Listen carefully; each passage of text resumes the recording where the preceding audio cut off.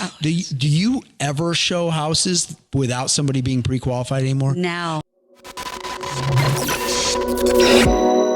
I have a couple close friends that do the real estate thing, and it seemed like they were always used to be getting these random, I call it random, but I always think of the neighbor that's curious about what their neighbor's house is like.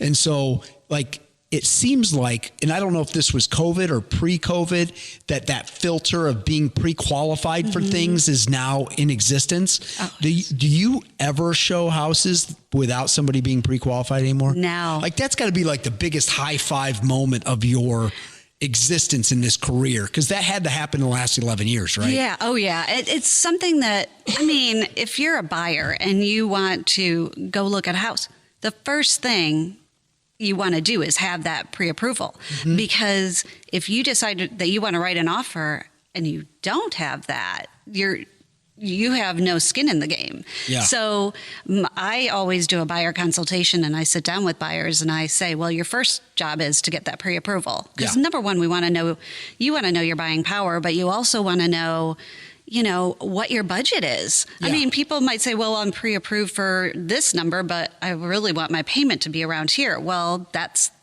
getting that pre-approval is going to show you what that looks like. So if somebody doesn't have a relationship with a bank, I'm assuming you have that too. Like, you should say, hey, a bank or a credit union or an independent broker that can put together a mortgage for these people and get them pre-approved. Because a lot of people, if they've never bought a house before, or if they bought a house a long time ago, you didn't have those things, we'll call them hurdles.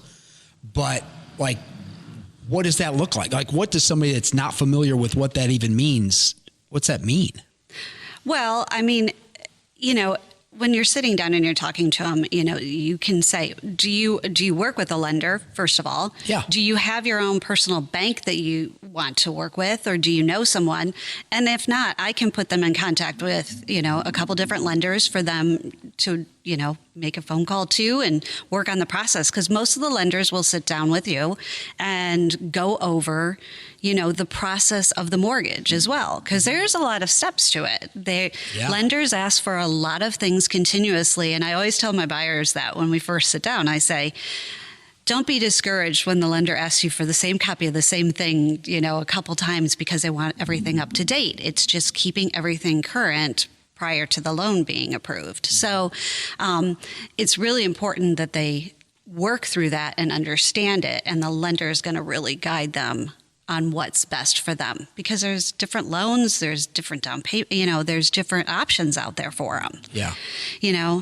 And the interest rates still are in a good position. Right. I mean, I looked today and somewhere between 3.2 to 3.5 for, a 30-year fixed mortgage, or, is what I saw this morning. So, so it's a great time.